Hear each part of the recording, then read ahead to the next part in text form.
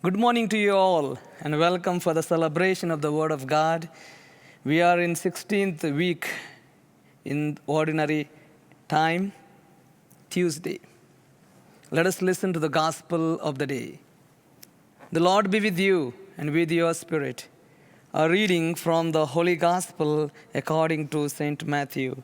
Glory to you, O Lord. While Jesus was speaking to the crowds, his mother and his brothers appeared outside, wishing to speak with him. Someone told him, "Your mother and your brothers are standing outside, asking to speak with you." But he said in reply to the one who told him, "Who is my mother? Who are my brothers?" And stretching out his hand toward his disciples, he said, "Here are my brother, mother, and for whoever does the will of my heavenly Father is my brother and sister and mother." Gospel of the Lord. Praise to Lord Jesus Christ. Are you willing to be Jesus' sibling? For whoever does the will of my Father in heaven is my brother and sister and mother. By saying this, Jesus is not denying his biological mother. Rather, he is all the more affirming it. Because Mary not only gave birth to the Word made flesh, but also lived the Word of God. She is Jesus' mother not merely because she gave him birth physically, but Mary is Jesus' mother because she did the will of God spiritually. That's why before she could become the mother of God on Christmas Day, she first became the handmaid of the Lord on the day of Annunciation. Here Jesus gives importance or values to the spiritual relationship more than the natural relationship. A relationship born of flesh serves our purpose here on earth, whereas a relationship that is established in spirit serves us in heaven. So, dear brothers and sisters, the Word of God is challenging us today to establish a spiritual relationship with God. Like Mary, not only just listening the Word of God, but living in our day-to-day lives. Relationship is always interpersonal, mutual. God, on his part, has established his loving relationship with us.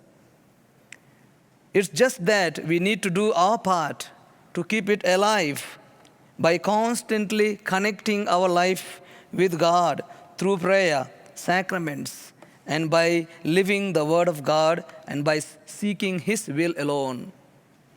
Because it's not enough to build a relationship, but we must grow in it.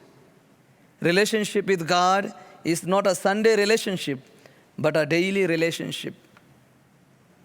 So, dear brothers and sisters, reflect today upon the fact that you too are called to be a member of the intimate family of Jesus. You are called into his family through your obedience to his holy will. Through our baptism, we are all invited into the very family of God. When we choose to be obedient to the will of God, we enter into an eternal relationship with God, the Father, the Son, and the Holy Spirit. We actually become a part of the family of God. We become mother, sister, and brother to the Lord.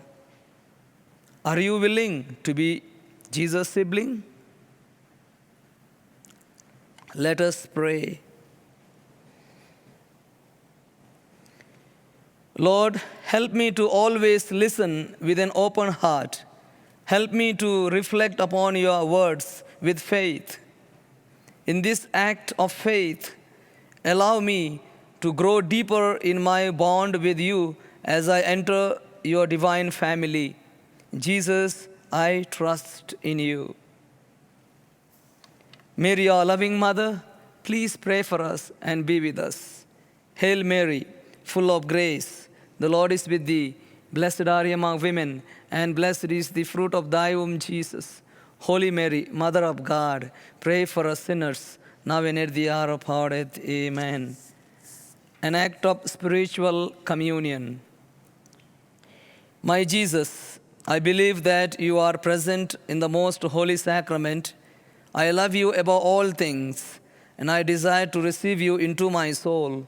Since I cannot at this moment receive you sacramentally, come at least spiritually into my heart. I embrace you as if you were already there and unite myself wholly to you. Never permit me to be separated from you. Amen. The Lord be with you, with your spirit. May Almighty God bless you, the Father, the Son, and the Holy Spirit. Amen.